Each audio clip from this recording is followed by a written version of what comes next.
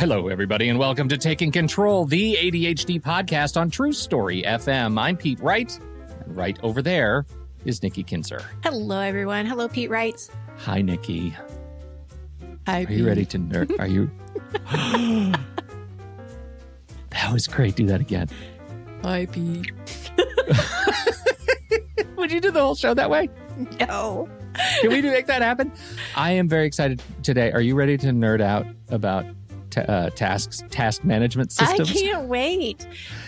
I blame you. You said last week, hey, Pete, we had to reschedule a thing because of the holiday on Monday. We were going to do a thing. We had to reschedule it. And you said, do you think you could come up with something maybe tech related or whatever, something that you do? And I lost time over this. I got so excited about just reviewing how we deal with and think about tasks and the work that we have to do. So I'm very excited to do just a brief review, and I'll use a case example of somebody that I was working with to help kind of manage some of this story. So love it. That's Can't what wait. we're going to do. I'm very excited about it. Before we do that, head over to takecontroladhd.com. You can get to know us a little bit better. You can listen to the show right there on the website, or of course, you can subscribe to the mailing list, and we'll send you an email each time a new episode is released. You can connect with us on Twitter or Facebook at Take Control ADHD. And if this show has ever touched you, get ready. March is coming. Oh, March is coming, and there is a lot going on. We got a lot going on. So we're going to be, this episode is actually going to go live on the 1st. Oh, well, then we need to people talk are a little listening bit about to this. Yes. They're going to, yes. So welcome to March. Welcome to March. Welcome, March 1st. Oh, March. Oh, I or hope any it's time sunny. that you listen to this. Yes, we're very excited about it because we're doing a pledge drive. We are. We're doing a podcast pledge drive. I love it. It's a podcast pledge drive. So the month of March, we're going to do some new things. And what are those new things, Nikki Kinzer? Where would you like to start? Let's see. Well, we are doing a pledge drive because we have a goal that we've talked about for a long, long time. We need to get to 250 members to introduce the membership to our podcast placeholder. The podcast called Placeholder. Yes. Hosted. I'm very excited about this new podcast. Pete Wright. It's Pete's podcast placeholder. Yes. And Pete posted the podcast placeholder. Pete has posted the podcast placeholder. And, yes.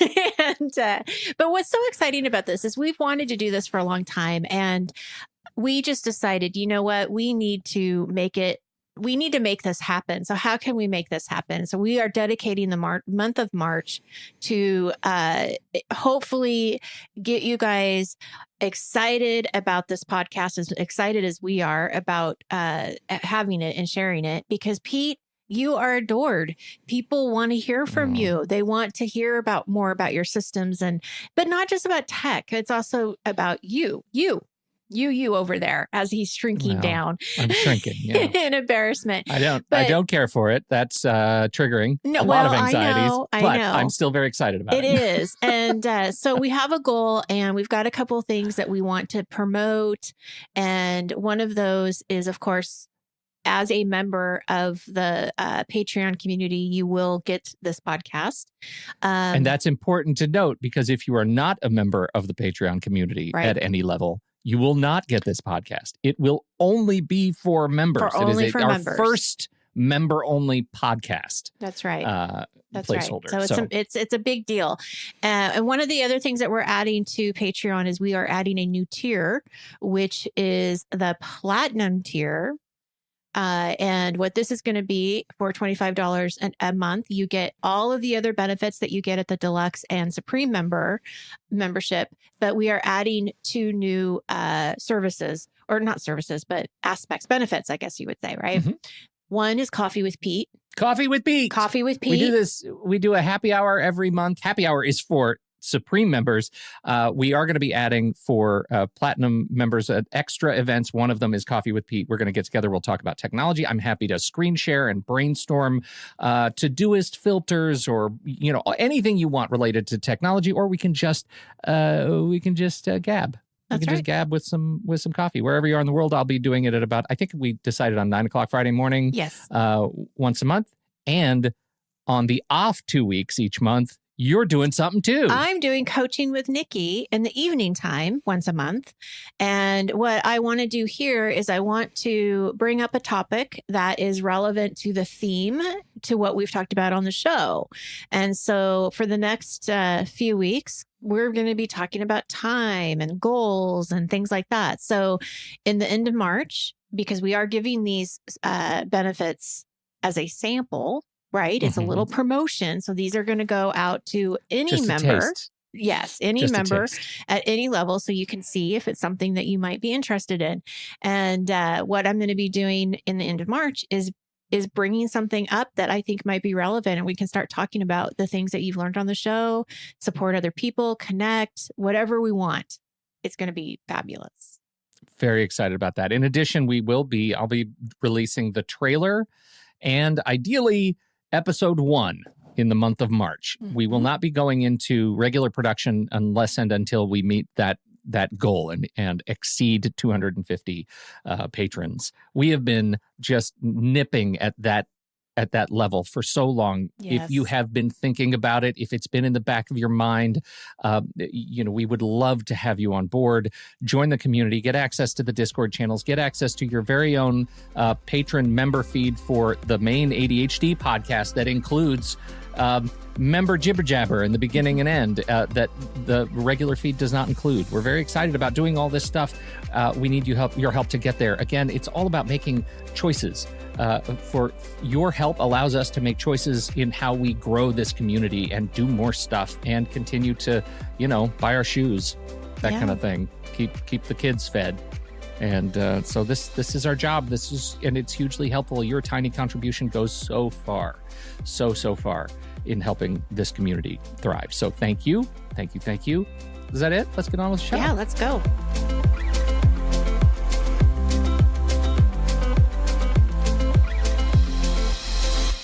Let me tell you the story. Let me just tell you how it all started. It started because I've been doing this like digital feng shui for folks who need it, who call me, who want some support in how to think about how technology can help support their work. And that involves a lot of like, let's get into your computer and let's look at what your task list looks like and that kind of stuff. And I was presented with this case where somebody said, I can't, my ADHD is in the way of me getting things done on any given day. I just can't do it. And I have a rigorous system. So it's not about the system. My client says it's not about the system.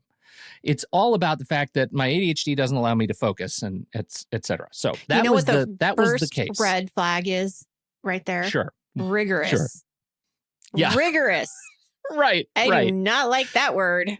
I don't like that word either. I don't like it makes all the little hairs stand up. So it turns out that my client had adopted the Moscow approach in Todoist. That was the tool that he was using, was Todoist. And the Moscow approach is that you generally want to have in any given day.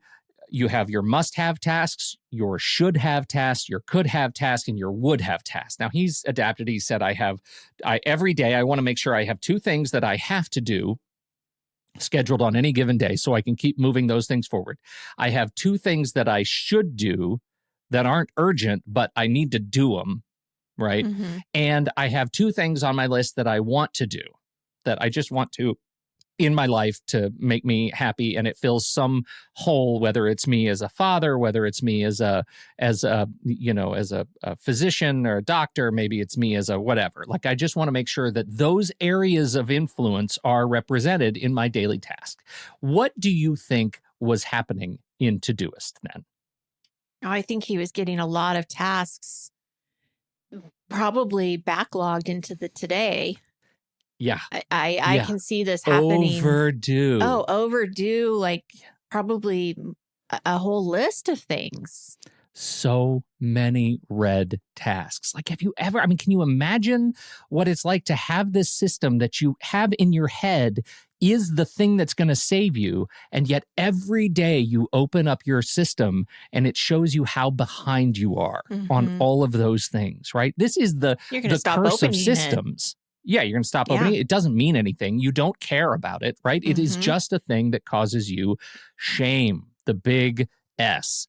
And so we had to figure out what is it that's in the way of actually getting those things done. Now, he's really good at doing the brain dump, like getting things out of his head and into the system. Aces, has no trouble doing that, right? So super aspirational goal, but results were just terrible. And every day that interest compounded because the same number of tasks were overdue as the day before, but now he's added 6 more tasks that were now overdue, and he was just unable to complete them. So we started looking at what the constraints were around why he couldn't get these things done. And I just said, hey, show me your calendar. And so he opened his calendar, and can you imagine, given what I've told you about not able to get the tasks done, what that calendar might have looked like? Well, I'm going to guess if he puts his tasks on his calendar and he has his appointments on his calendar, there was probably a lot of overlap, a lot of color, and a lot of chaos. Yeah, a lot of chaos. And that part at the very top, that stacks your non-timed tasks was thick. Those bars that were marked as just like all day tasks, right? Just scroll and scroll, right? And scroll. Because he probably wasn't putting times to it. He was just putting it as any time that day. So all day. Oh boy. Yeah. Oh boy. Now let me tell you why he was not putting times on his tasks. Because he had no time. Because he is a healthcare professional. Oh geez. And his day is full of pre-scheduled appointments. Yeah. From 7:30 in the morning to 8:30 at night. Wow. Because he also runs group practice in the evenings. And so he has and I'm looking at this calendar, I'm looking day of just solid blocks of appointments with client names in them, with patient names. And then things start to become clear to me, right? Yeah. He's struggling because the windows of time that he has to do this work does not exist. Right. That window does not exist on any given day, right? So where do we have time when time is the primary constraint? It's the non-negotiable, right? What is happening here? So he had this adherence to to-do system to a fault, right? And I don't use that word lightly. Adherence to a to-do system to a fault. The to-do system adherence was failing him. Cascading failures, in fact, day after day, compounding interest of debt, of time debt, and shame. So, I thought we might just run through a couple of to-do systems that we talked about in this session, because these were the things that he'd been reading about and kind of trying to adhere to over the years, and a couple of new things that I've been learning over the last year or so that I think are interesting. And then I'll tell you what we ended up doing, which actually is deceptively simple. So first, GTD. We've talked a lot about GTD over the years. Getting things done. David Allen, his legendary book, David Allen and GTD, is a great mechanical process for collecting the things that are in your head and your multiple inboxes and putting them in a system, and tends to, with the ADHD brain, in my experience, tends to fall down after that, right? You do the core dump, you do the collect all the stuff, and then the actual engagement and the work and the scheduling, it tends to get a little bit flimsy, unsustainable. And I even think David Allen has realized this. Like, some of his stuff has changed over the years as he's been evolving his workflow. It works very, very well for an analog system, but once you bring it into our modern sort of phone, tablet, computer, cloud, it becomes fragile. Well, and you have to remember, this was not a system that was made up for ADHDers. Right. It's not thinking the way that somebody with ADHD might think. So I've always thought with GTD, there's pieces of it that I really like. And then there's pieces of it that we have to just tweak and make it your own. Well, the core steps to ADHD are: 1, capture, right? 2, clarify, make sure you've broken down every task into its simplest, atomic components, organize them into, where they belong. He has the whole 43 folders motif, which does not work for ADHD in my experience. I don't think so. Review them. The reviews are good, and then engage. But That's sometimes do the work weekly part. review is way too expensive. Sometimes it is. Yeah, certainly. The only things I really keep around in my own workflow from GTD are the reviews, the daily, weekly, monthly. I really appreciate those reviews. But I bet they're shortened. They're really short. Yeah, They're really, really short. It's because I totally agree with you. I love the concept, and this is where I learned it, was from him, of having these weekly and daily reviews and monthly. I don't really do the monthly as much, but I can see the value in it for sure. But it's shortening them down, because if you look at his process, it can take so long, and no one has the time to do that. His weekly review can be hours of your, he says, well, I'll sit down with my shredder and my letter opener and all these for 2 hours on a Sunday afternoon. No, not going to happen. Yeah. No. But the concept of reviewing and taking a temperature check of everything of where you're at on everything, brilliant. Yeah, I think so too. And important, really important to make sure that you keep the stuff that you collect in your system fresh. My weekly review tends to consist of going through tasks that are not dated and not prioritized and making sure that they're still relevant. Right. And more often than not, I'm checking things off that I'm not going to do anymore, right? Because they're no longer relevant. So that's GTD. So I come to GTD with a bit of I think, healthy and evolving skepticism. And that was the same thing with my client here. He was already ably collecting. That was a great piece of capture. The system is always with him. It's always there. He is really savvy about adding new tasks, whether it's scanning a bill and making sure it goes into Todoist. He's really savvy about getting stuff into the system. So that wasn't a problem. And it was certainly what his primary takeaway was from GTD, was smart capture. Right. So if we take one piece out of this system, smart capture is it. We then talked about I mentioned earlier the Moscow approach, right? The must have, should have, could have, would have. And this is really an evolution of a classic way of thinking about prioritization, which is the Eisenhower matrix, right? This is the urgent, important matrix. So if it's urgent and important, it means do it now, right? And if it is important but not urgent, it is queue it, like schedule it. Make sure you know when you're going to do it, what sort of time you're going to invest in it later. If it's urgent but not important, can you delegate it to someone else? If it's not important for you, but it is an urgent thing that needs to be done, do you have another resource you can have do this thing? And if it's not urgent and not important, do it later. And you can kind of imagine the 4 squares on the urgent and important, not important scale. And that's that. So problem. So he really likes this methodology, right? Thinking about urgency and importance. It's something that he's really attuned to, but if you don't have a clear definition of what it means to be urgent and important, if you haven't defined that for yourself, you're not prioritizing well. Not at all. Oh, I have so much to say. Tell me. Okay, so in GPS, my planning workshop, guided planning sessions, and we'll talk about that in a little bit. I actually took this metrics and I adapted it to what I would say is more of an ADHD friendly way, because you are right on. What is the definition of urgent compared to important? Aren't they both the same thing? What is what is important? What could possibly be important but not urgent? Like, it makes no sense in an ADHDer's mind. And how is something urgent but not important? So I took that completely out. Okay. Right? Because that just doesn't make sense.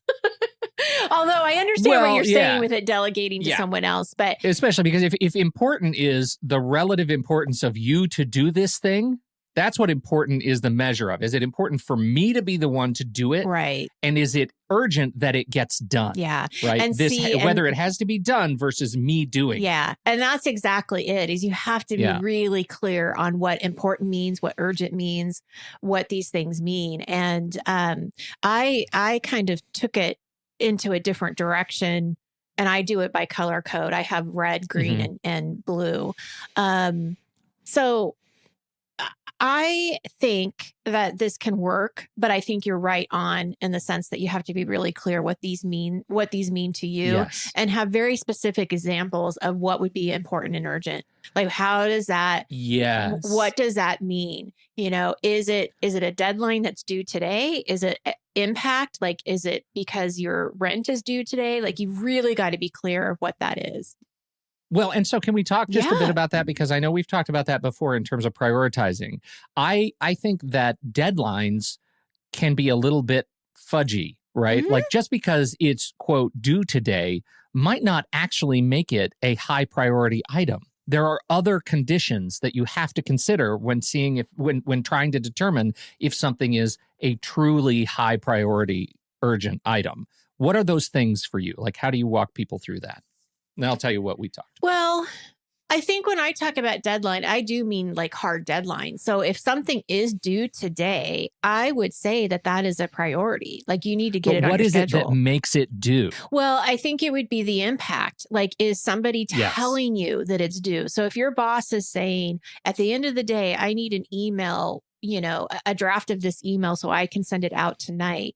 That to me is a high impact, strong deadline. You've got to get it done. You have to make it, you know, you have to put it into your schedule.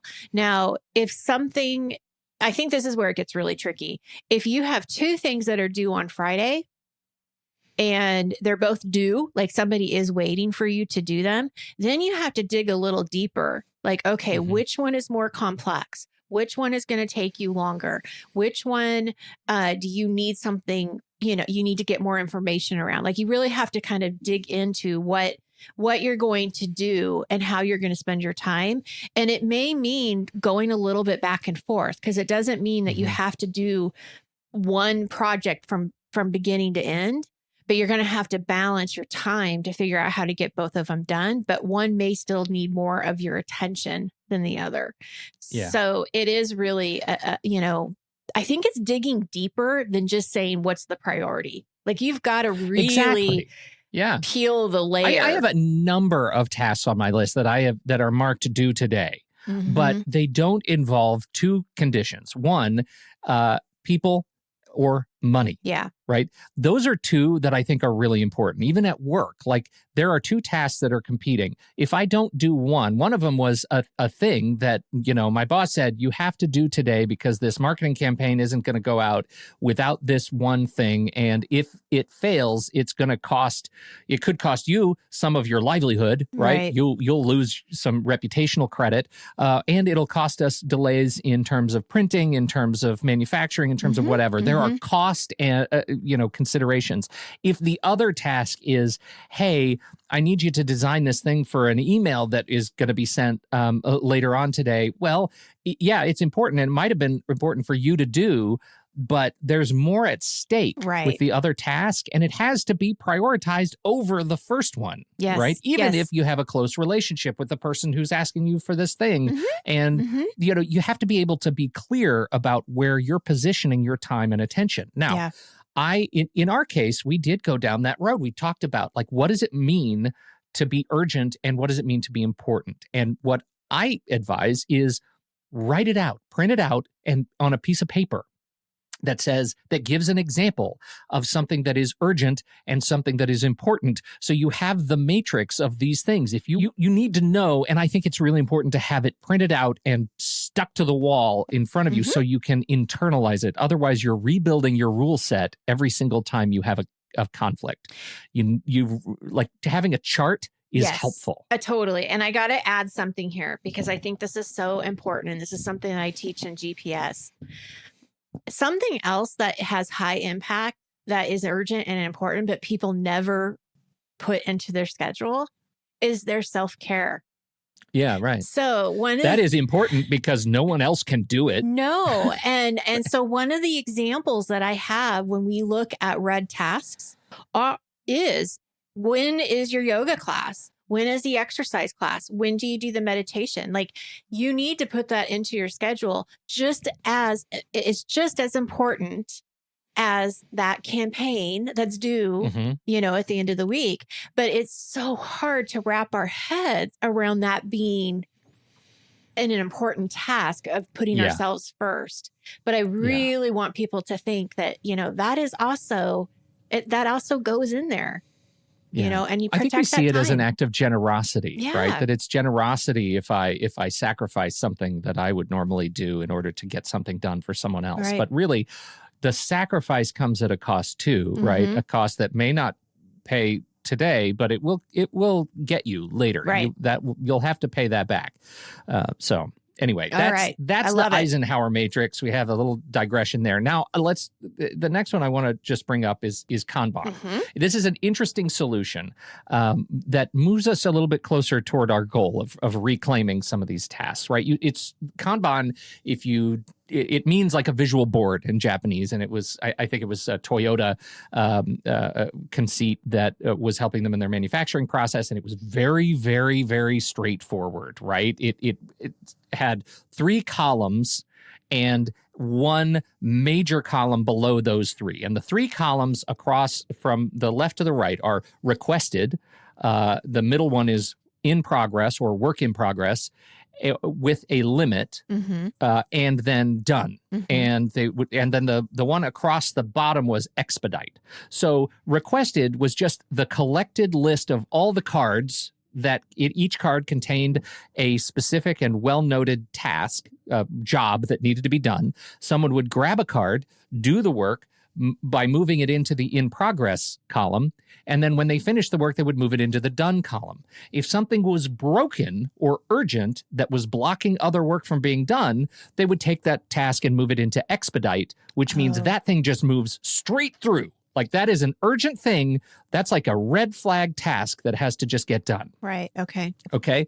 Now, here's the thing about Kanban. People love Kanban, and Trello kind of took over the Kanban approach. And Todoist because has a view of it that you can do it that way. Todoist has a view of it. Absolutely. And so if you like Kanban, there are lots of different ways to do it. But the problem with Kanban has always been that people start a lot of stuff by thinking, okay, I'm just going to move this task into the work in progress because I'm working on it. But they don't set the limit, right? That limit is crucial. Right. It is crucial because you only have a certain amount of bandwidth for a certain number of in-progress tasks at any given time. If you are a single person, you have one, right? There's one thing that you can be working on right now to completion to move it into the done column. When you're a small team, you have to consider how many people you have and what their limit is. And that's the fixed limit of that work in progress thing. So you see a lot of this for people who love Trello, and they say, okay, I'm working on I've got 15 things that are in progress, because in their head, they're thinking, oh, sure, I'm keeping all these things noodling around in my head, and eventually I'll move them through it. But that is an ineffective way to use Kanban. It's not the intention of Kanban. You have to be aware of what your limit is and how you're defining that limit in order to make it useful. That limit is the thing we can take forward from Kanban into this system that we're kind of machining for my client, right? Is that limit.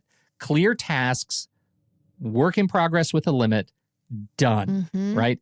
Super useful for projects. But I do, especially with small teams, but I think that, this is the thing that we can take out of this for our personal tool. Let's talk then about Scrum. Have you ever heard of Scrum? Yes. I don't like that name. Well, it comes from rugby, right? Oh, is that what it is? Okay, maybe because I don't know the back rugby term. Part of well, it. Okay. It is an agile methodology, and now we're talking about industrial project management. But often you'll hear people talk about Scrum, used in software development, used for all kinds of industries now, but it's a whole bunch of people working on a whole bunch of stuff and moving them forward. Very kind of an evolution of the Kanban. And the thing that is so beautiful about Scrum is this idea of sprints, right? A sprint creates a project cycle that you're working on. So these cycles usually span 1 to 2 weeks at a time, and they're organized with teams of 10 or less. And so what you end up doing is, like Kanban, you come and you take a card or take a job that needs to be done, and you work on that thing. And then at the end of the week or the end of 2 weeks, you come back and everybody gets together and has a review and like a retrospective. And you see, here's what did we get done? What did we get done? We're only focusing on this narrow set of responsibilities right now for this 1 week or this 2 weeks, and then we report how'd we do. Then we iterate and we try it again, and we do the next major milestone. We just really focus on these few things, and we get to the other side of it, and then we review and we iterate and we keep moving through that cycle. This idea of sprints, I think, is really useful to take out of our project cycle, or for our personal tools, to take out of the business project management tool and move into our own, which says, I have a thing, a project that I need to work on, and it needs to be done in a certain period, and I'm going to work on it exclusive of everything else because I have to. In this case, my client was also working on literally splitting a property that his house is on so that they can sell the back half of it. He happens to have a super large backyard and he wants to split it, and they're going to sell it so somebody can put another house on the backyard. That involves inspections and working with the city and getting the mortgages worked out and the loans and all those things. And there are a lot of different tasks in there that can be overwhelming. But when you put it in the perspective of a sprint that says, over these 2 weeks on my personal side, my only red flag tasks are going to be related to this project, which has clear terms and a clear end date, it starts to make more sense. Does that make sense to you? You're looking at me like it doesn't. Well, no. It does. In fact, I'm just trying to go in my mind, like I'm going through my mind, like how this is so relevant in certain situations that I've dealt with clients and in GPS too. Because sprints, I think, when I think of sprints, I think of when we would talk about, you're doing a project, but you're doing a small piece of it, and you're working up towards it. Pomodoro, something like that. Yeah. And there's a couple of clients in my mind that this is so relevant to, and I just want to quickly give the examples because I think other people will relate to them. One is that I have a client who has 3 major projects, right? He's a contractor. And one of the things that we've done is we have said, okay, let's make sure that you look at each project every day for at least 15 minutes so that every day you touch on it. So there's not a day that goes by that you don't do anything with it or you don't see it, right? But then you're also choosing from that 15-minute, for each project, which one you're going to focus on. So you're also looking at the priority and like what is due and everything. So it's kind of the same concept, a little bit different because it's not hyper focused on just one project, but it's still giving you that time every day to say, I'm going to be looking at this. I need to put my the daily hands in review. it. Yeah. But then the other thing that I see that is really more relevant to what you're saying is I have a person who is looking for a job. And one of the things that I think got in their way was, okay, I have to get my resume and then I have to apply and then I have to interview. Oh my God, interviewing. And then what if I get the job? And so they're looking at everything all at once. Yes. And so in our session, what we did is we pulled her back to what is one job you want to apply for? Yeah. And then just looking at, okay, what are the requirements? Can you get that done by Friday? And that I think is more of what you're saying here is like really pulling back and just hyper focusing on this one piece of it rather than all of it. Yeah. Right. So for a week or 2 weeks, you might say, all right, I am, instead of trying to find, include in here, trying to find a gym to join and trying to, I would put all those things aside and say, for the next 2 weeks, all I'm going to do is send resumes out. And those are the tasks that are going to be. And so I'm not even going to choose from my list of tasks that could go on and on and on. The only thing that will get my direct daily scheduling attention is going to be these things, right? Before, after all my other, of course, if you have work, if you have other clients you're seeing, whatever it is, like those things come first. But then for what the tasks you're trying to fit in, you're selecting from those things. That would be your sort of sprint focus for a week or 2 weeks, and give yourself permission to let some other things go for a while. Right. And that comes with costs too. Those are opportunity costs in there you have to be aware of. But this, if you really need to move the ball down the field, if you really need to get a job, a sprint might be a very helpful mental metaphor to help get you there.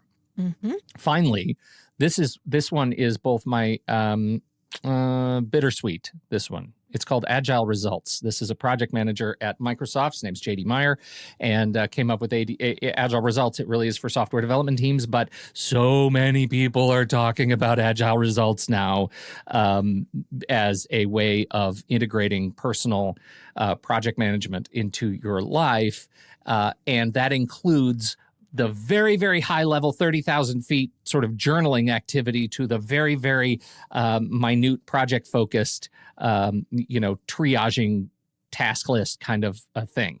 I just want to run through the core practices of Agile Results with you very quickly, and I'd like you to just react to them once I get through all of them, because I think you'll have something to say. Okay. Rule of 3, the 3 most important tasks for your most important time frames could be daily, weekly, monthly, yearly, etc. Those are the things you're focusing on at any given time. Rule of 3, cycles and iterations. Try something, see if it works. Update it, try it again. Scannable outcomes. Review your outcomes in threes. See rule of 3.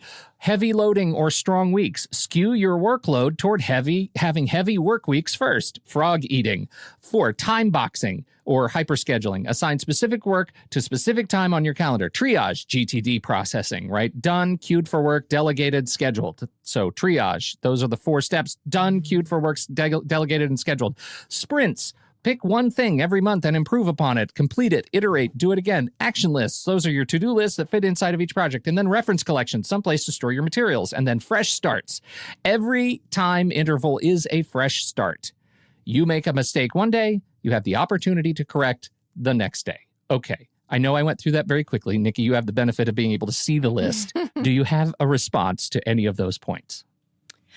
Well, I mean, because boy, I do. My first response is that I think there's a lot of, great things in here. But then I also think it's a lot of things all at once, which is really confusing and overwhelming because it's so hard because some of these things, again, like try something, see if it works, update and try again. I love that. Practice what you have and see if it works or not. The frog eating thing, I'm not exactly sure I understand. Skew your work. I was ready for you to respond to that. Yeah, skew your workload toward having heavy work weeks first. I don't think that's a very ADHD friendly way of doing things. No, we've talked about that a bunch. Like eating the frog is something that's like, oh, I'm going to sacrifice myself by doing the hardest thing first. Yeah, but that's not how the ADHD brain works. No, you're just going to avoid and avoid. So that doesn't really work for me. Let's see. I don't know. It's a lot. It's like everything you've talked about all in one system.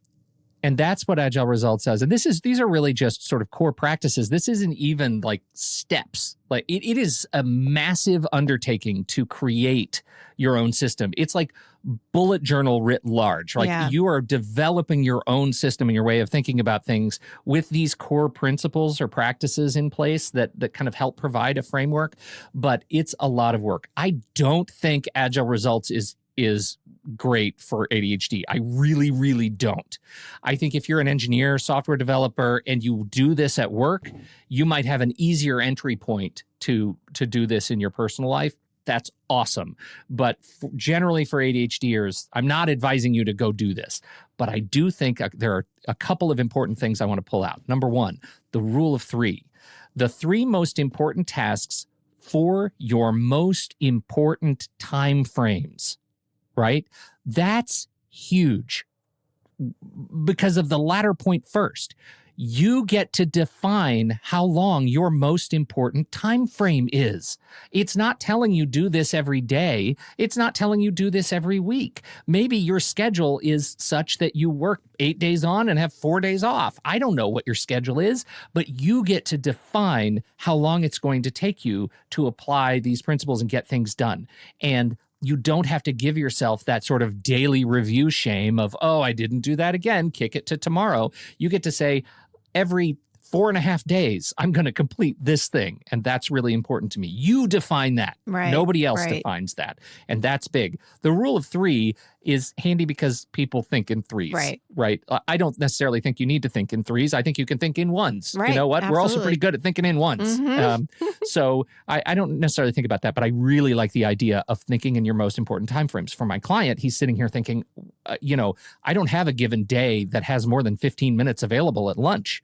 But I do have weekends. Right. Maybe my most important time frame is weekends. Maybe I don't even look at extra tasks until I get to, Friday afternoon or Saturday morning. Yeah.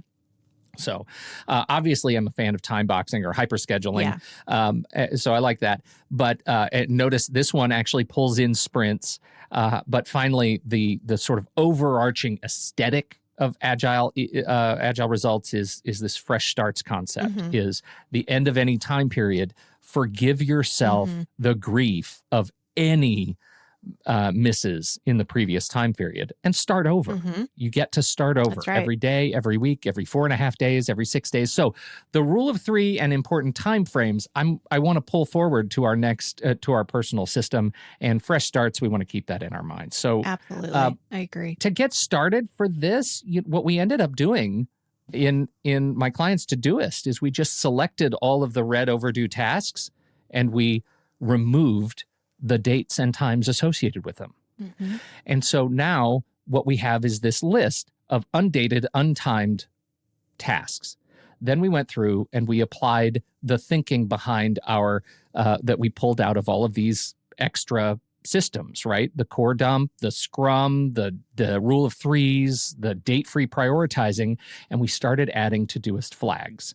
The red flags are the very top, most important, so important for him to do, and urgent, the important to get done.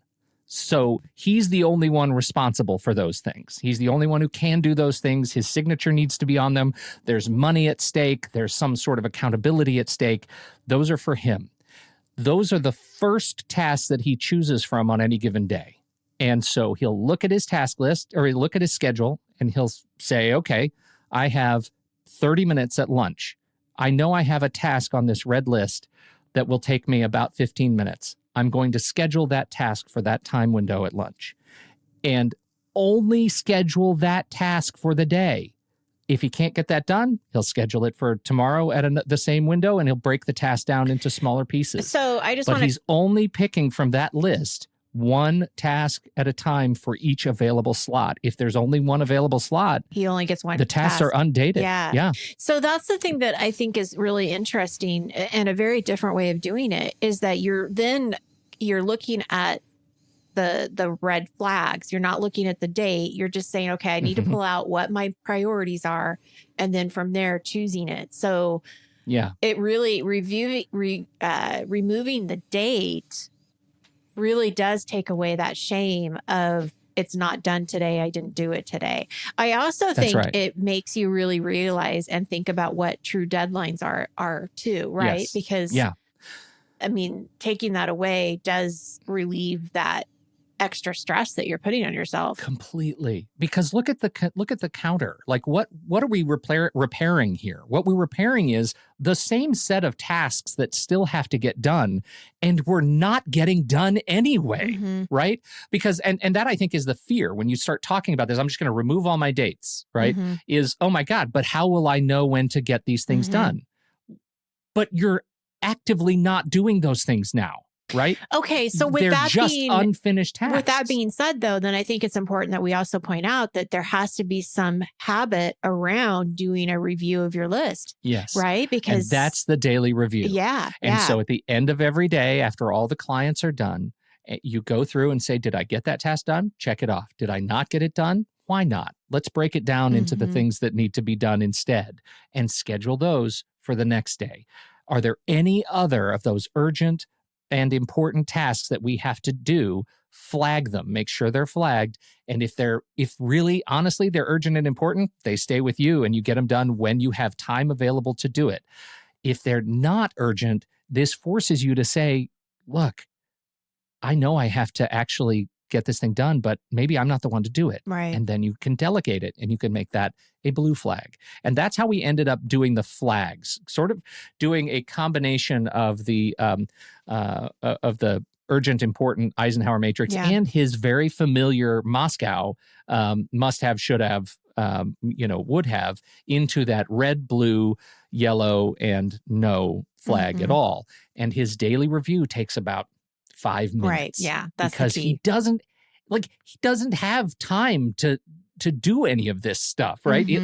It's not like sitting there and thinking about all of the tasks that he has to do is going to serve him at all tomorrow when he has exactly 15 minutes to do one thing that is beyond his current clients.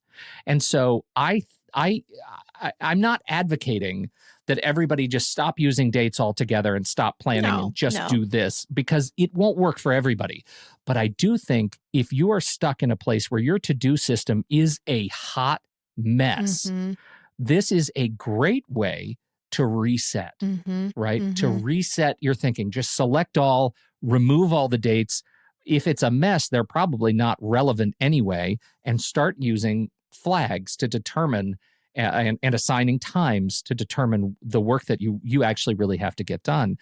Try it for 3 weeks and see what happens. I want to end on something that a client and I came up with. This was years ago, and I still have the same piece of paper that I wrote it on because I wanted to capture it because I thought it was so awesome. And it has nothing to do with time or anything like that. But when we were talking earlier about the I must, I should, I could have, I would have, one of the things that we talked about in our session, and I don't even really remember exactly how this came up, it was that long ago, but we wrote down, I need whatever, I can, whatever the thing is, I will, whatever the thing is, I am, whatever the thing is. So I need, I can, I will, I am. You fill in the blank. And it was such a positive way of looking at what you need to do, what you can do, what you will do, and what you are. And anyway, I wanted to leave that with you guys because I think that it was when I first read the notes here and I saw the would, should, could have, that's immediately what came in my mind. So I love it. The other thing I want to talk about really quick, and then I know this has been a longer show, is please check out the GPS workshop, the guided planning sessions. This is what we do. This is what we talk about. This is what we hash out. Pete, I love it. I love everything that you talked about today.